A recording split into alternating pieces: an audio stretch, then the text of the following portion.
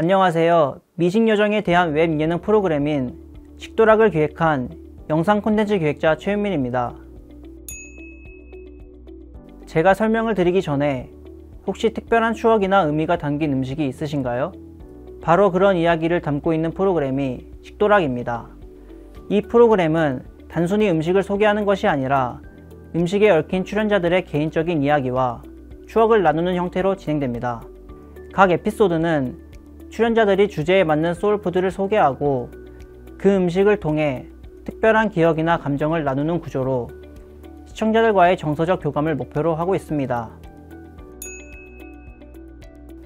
식도락은 우리가 흔히 사용하는 미식과는 조금 다른 의미를 담고 있습니다.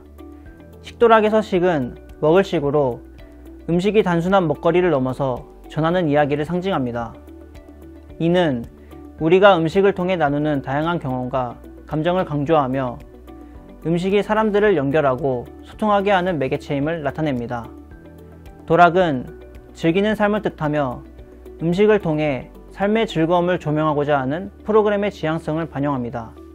이 프로그램은 시청자들에게 맛있는 음식을 넘어서 음식이 주는 기쁨과 특별한 경험을 강조하며 삶의 소소한 행복을 함께 나누고자 합니다. 최근 음식 관련 콘텐츠가 대중에게 많이 소비되고 있는데 많은 프로그램들이 먹는 즐거움만을 중점으로 다루고 있습니다. 저는 여기서 한 발 더 나아가 음식과 사람들의 개인적인 이야기를 결합해보자는 생각을 했어요. 소울푸드라는 개념을 통해 사람들이 자신만의 특별한 음식을 어떻게 찾게 되었고 그 음식이 왜 중요한지를 탐구하고 싶었습니다. 이 프로그램을 통해 음식이 단순히 배를 채우는 수단이 아니라 각자의 삶과 추억을 연결해주는 중요한 요소라는 것을 시청자들에게 전달하고 싶었습니다.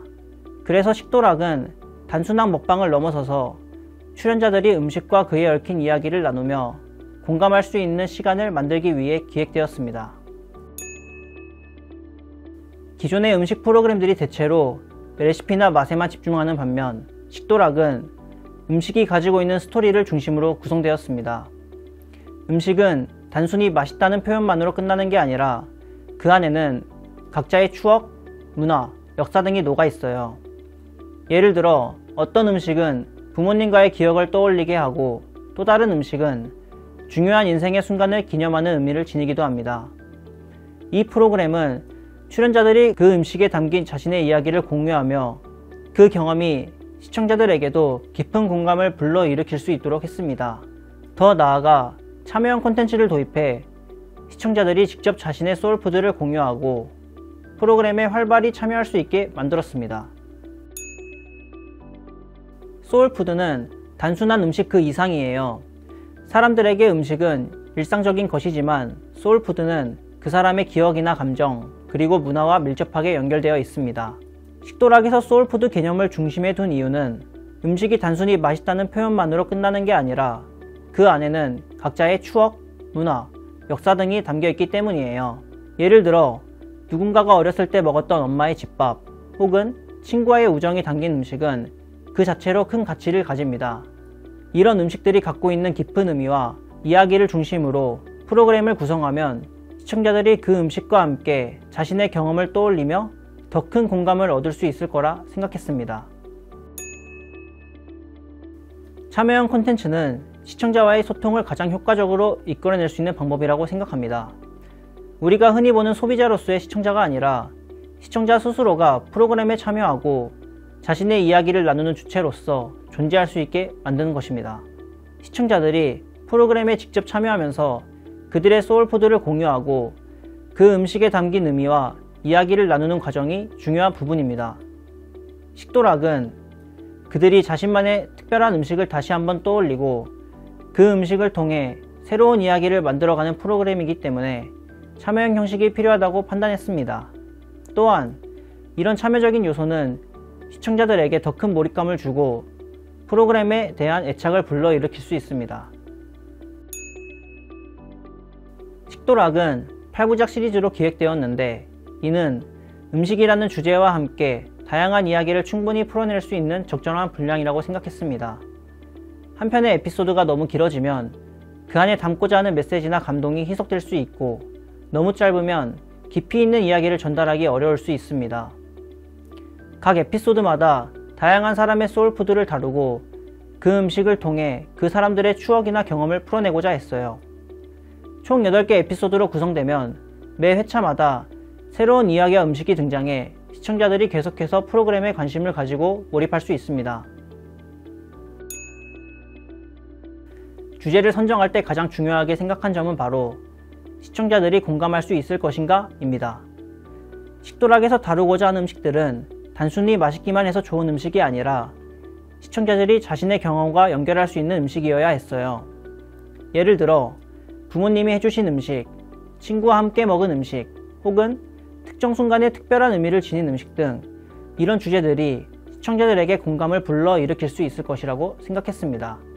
또한 프로그램이 여러 세대와 문화적 배경을 아우를 수 있도록 다양한 유형의 소울푸드를 소개하려고 했습니다. 주요 타겟 시청자는 20대에서 30대의 젊은 세대입니다.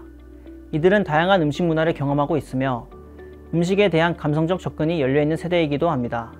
또한 현대의 소비 문화에서 그들은 단순한 먹거리를 넘어 각종 경험과 이야기, 그리고 감정적 가치를 중시하는 경향이 강하죠. 이 세대는 음식과 그 안에 담긴 이야기에 더욱 깊은 의미를 부여할 수 있는 만큼 식도락이 그들에게 매우 적합한 프로그램이 될 것입니다. 식도락을 보며 시청자들이 자연스럽게 자신의 소울푸드를 떠올리고 그 음식과 그에 얽힌 이야기를 공유하는 모습을 기대합니다. 단순히 먹방을 보는 것이 아니라 그 음식을 통해 사람들의 이야기가 전달되기 때문에 시청자들 스스로도 감정적으로 풍성한 경험을 할 수 있을 것입니다. 그리고 이 경험이 온라인 커뮤니티나 댓글을 통해 확산되고 그들이 자신의 소울푸드 이야기를 나누며 프로그램과 더 깊게 연결되는 모습을 보고 싶습니다. 미드폼 형식은 요즘 시청자들이 선호하는 콘텐츠 길이에 매우 적합한 포맷입니다. 요즘 사람들은 빠르게 소비할 수 있는 콘텐츠를 선호하지만 동시에 일정 시간 동안 몰입할 수 있는 콘텐츠에도 충분히 관심을 가지고 있어요. 20분에서 30분 정도의 길이는 사람들이 자주 사용하는 모바일 기기에서 부담 없이 즐길 수 있는 길이이며 각 회차마다 음식의 이야기를 충분히 다룰 수 있는 이상적인 시간대입니다. 그만큼 시청자들에게도 매 회차 흥미롭고 몰입감 있는 경험을 제공할 수 있습니다. 식도락을 통해 가장 이루고자 하는 목표는 음식이 사람들의 삶과 어떤 연결고리를 가질 수 있는지를 보여주는 것입니다. 음식을 매개로 사람들의 개인적인 이야기를 공유하고 그 경험을 통해 시청자들이 서로 공감할 수 있는 기회를 제공하는 것이죠. 이를 통해 음식이 사람들의 삶에 미치는 긍정적인 영향을 조명하며 단순한 에너지 충전 수단이 아닌 사람들과의 관계를 형성하고 감동을 전달하는 중요한 요소임을 전달하고자 합니다. 또한 출연진과 시청자 간의 연결고리를 강화하여 더욱 의미 있는 경험을 만들어가는 콘텐츠가 되도록 최선을 다하겠습니다. 경청해 주셔서 감사합니다.